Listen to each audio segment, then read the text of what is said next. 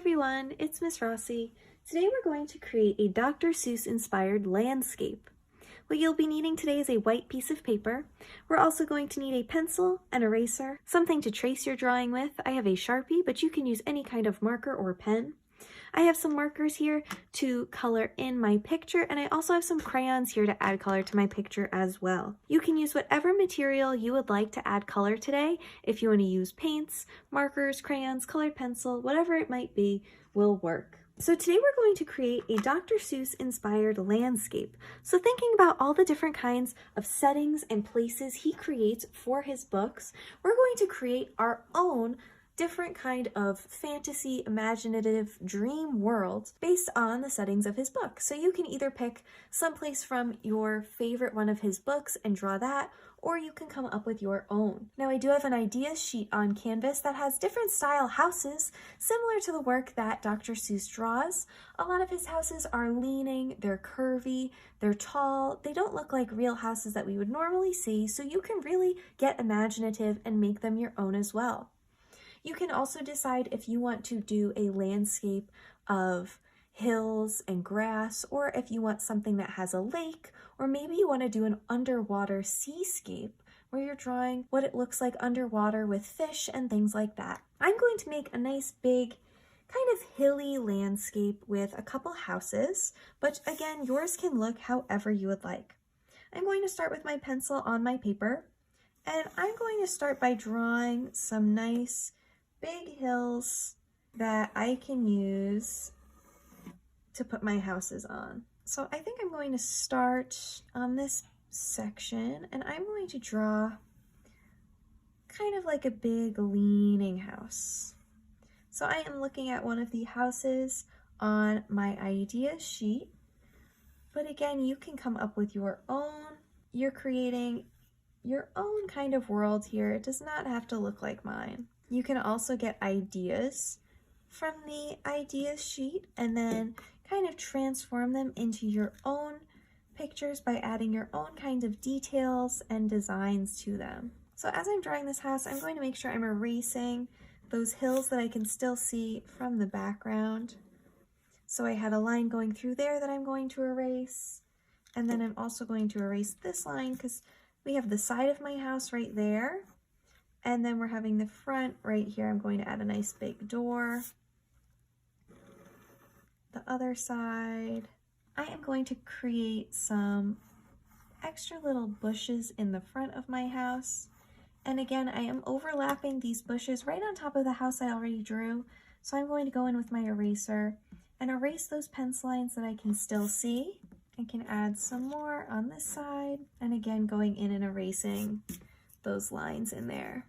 I'm going to create a nice wavy, wiggly path coming down from my house and going off the side of my hill. I think that looks pretty good to start. I'm going to jump over to my other hill up here, and I'm going to make an even crazier bumpy and lumpy house.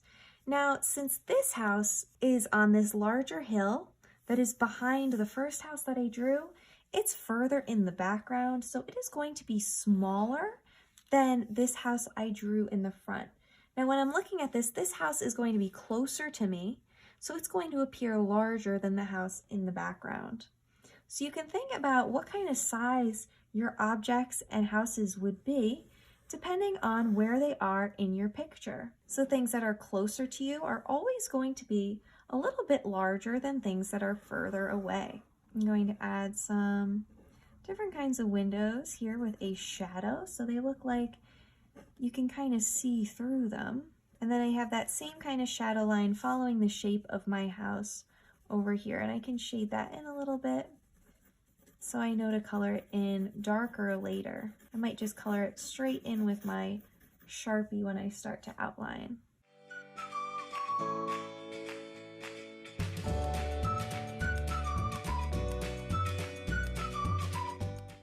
I have another door here, so I can make another crazy wavy path coming down my hill. All right, that looks pretty good for my houses. Now I'm going to go in and add some more details, kind of like I did down here with those little bushes. I can add some more bushes all around my hills.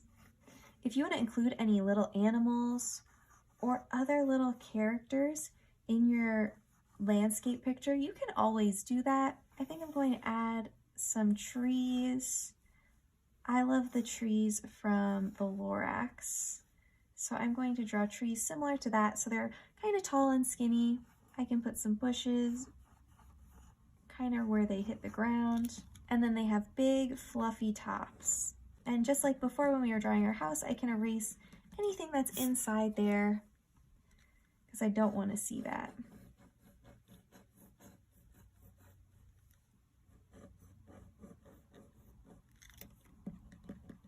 So all these lines for my hill and for my path, I can erase those because now my treetop is right there.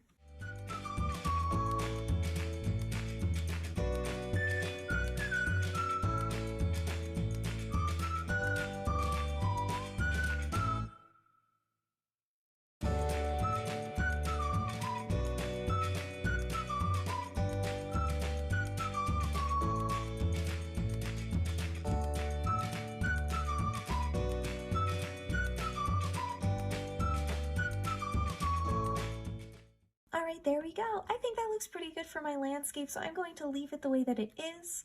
Now that I'm done drawing with my pencil, I'm going to take my Sharpie and I'm going to trace over all of my pencil lines. I just want to be able to see everything a little bit better, so it's going to be easier for me to color it in. When I'm tracing, it's okay if I do not trace it perfectly. A lot of Dr. Seuss's drawings are very flowy, very loose and curvy. So it's okay if your buildings are also pretty loose and curvy and don't look perfect. And even as I'm tracing with my marker, if I make any mistakes, I'm just going to erase my pencil lines once I am done, so no one will even know.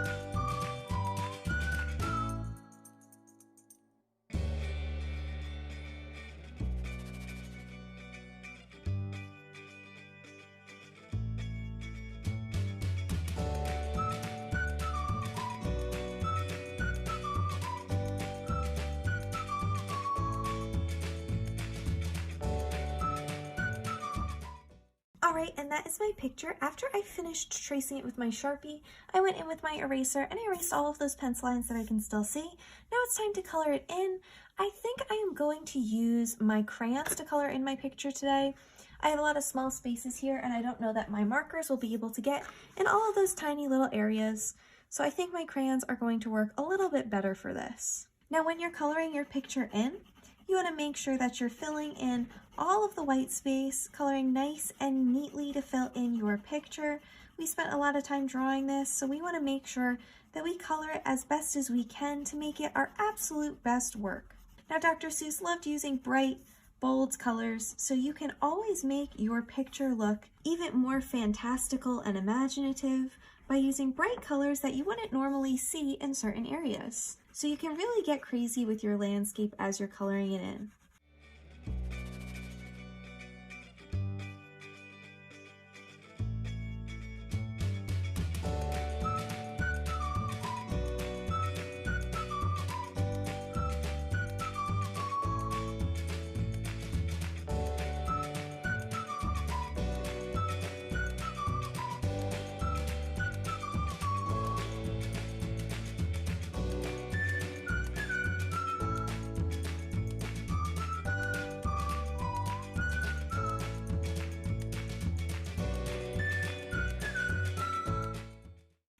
is my Dr. Seuss inspired landscape all finished. Once you're done with your project, you can take a photo or video of it and upload it on my Canvas page. I can't wait to see the creative and colorful landscape you guys have come up with. Try your best, have fun, and get creative, and I'll see you soon. Bye!